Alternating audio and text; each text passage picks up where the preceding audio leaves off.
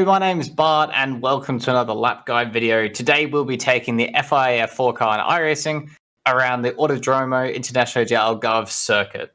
Here's the hot lap.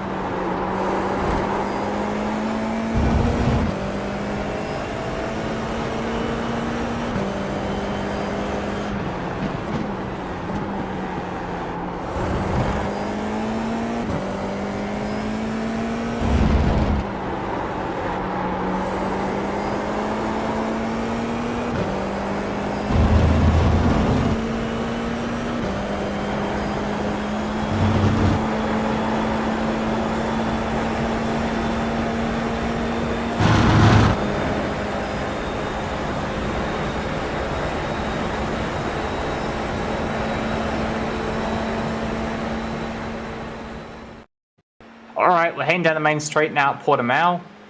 Heading to the first corner. It's a long run to turn 1, so overtaking should be quite easy into here, even though the braking's over turn 1's not that long. Downhill right-hander. So, tricky thing with this track in general. With this car, I find it really dislikes these. Even though these curbs aren't very tall, they're not tall at all. They're quite abrasive almost, I'd say.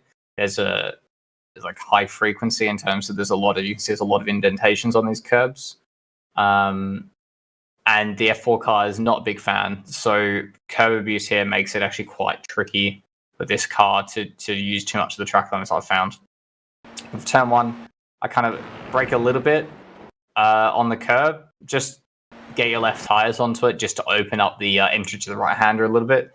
Braking reference, you've got the 100-meter board and the white line for that, and you've got the white line for the next one as well. For the 50-meter board is quite good. It's similar to Coda, something like that, where you've got a lot of reference for where you're going to be braking.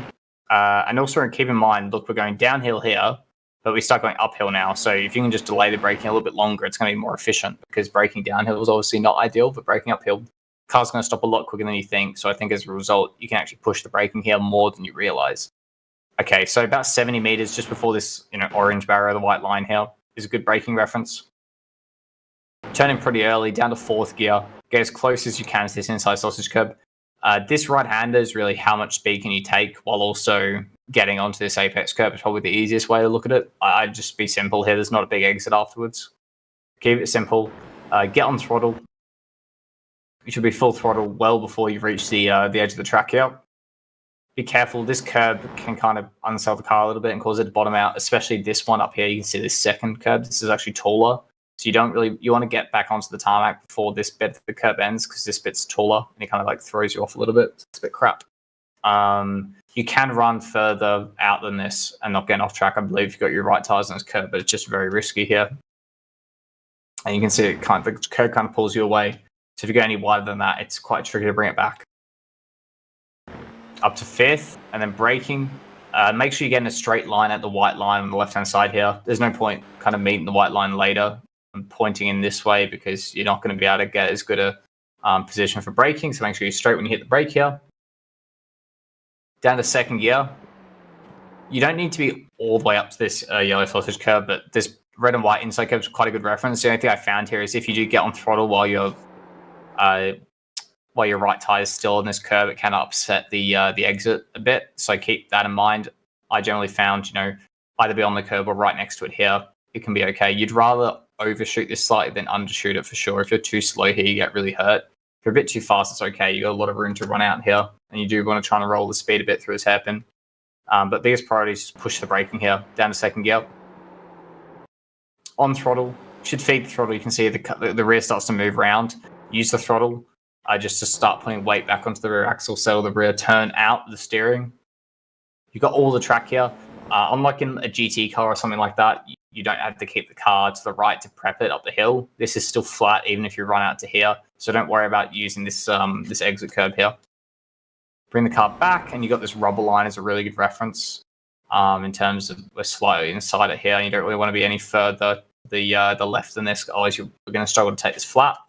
Look up the hill, run your left tires on the curb. Be really smooth in the steering. It's super important here. If you're going to do your rotation, try and do it now.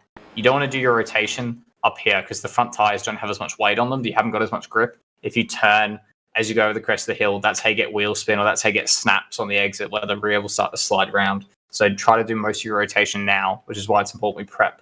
To rotate the car, you can see here I kind of try and just float. I'm just trying to control the wheel spin. I'm going to get over the crest and let the car run out here. You do lose a little bit of time running on this curve, I found, but it's usually worth the amount of time you gain in carrying speed versus being a bit tighter and running to the white line. And again, you can run wider than this for track limits, but if you run wider, you kind of get hurt by you get dragged by the curve, and it kind of hurts your exit speed. All right, now down to this really difficult kind of downhill left-hander. Big thing here is locking.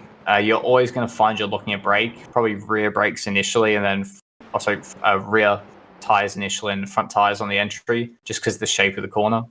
My recommendation is you can see there's kind of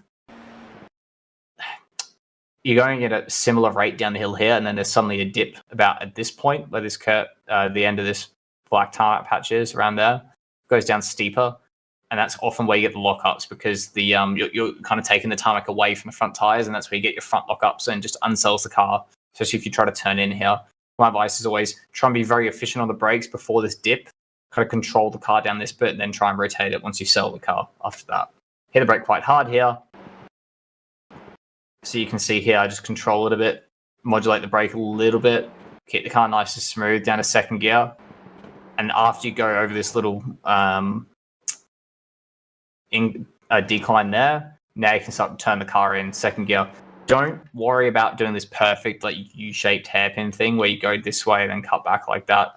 You just end up taking a lot of extra distance, losing a lot of time. Just try and point the car in and V it a lot more. So by V, I mean triangulate the corner, fire it in a lot more, just focus on braking all the way into here and getting on the throttle ladder here. There's also a little bit of camber on this inside curb and a bit more grip around here as well. So you do want to be on this part of the track, not out here, just getting lost. All right. Down to second gear, rotate the car in there. It's going to understeer a bit now, but it's okay. You got a lot of room on exit. Get on throttle. Up the hill. You can again run wide in this. That's no problem at all.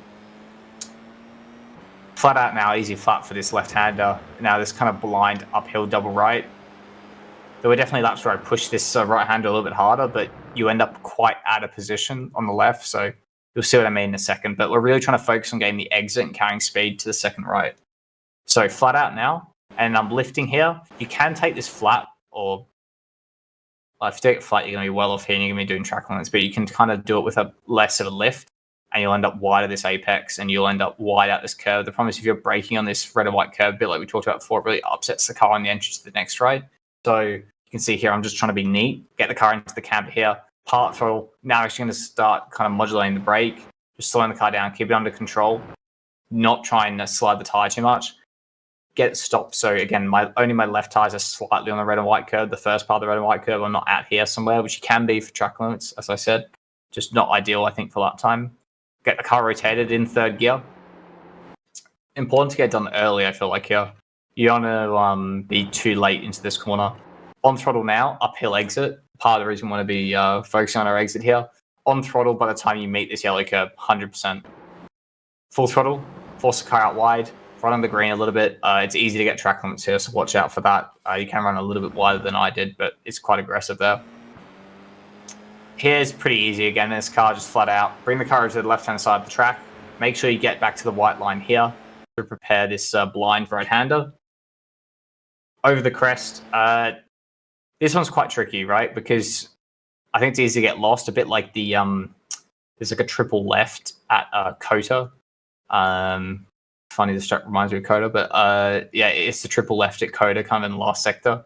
So if you've ever done that before, or the double apex left, I should say, it's a bit like that. You get a bit lost because it's such a long corner, because you can brake in this direction and then turn here and then brake, and it's all a bit confusing. For me, I think the simplest thing to do is let's widen the corner as much as possible on the entry. So go to the white line here, turn in, try and brake in a straight line kind of this way, rotate the car here, and turn, and we have a pretty good angle then. This is also where the rubber is as well, is a pretty good guide. You can see where the grip is, because we're trying to go around the outside here.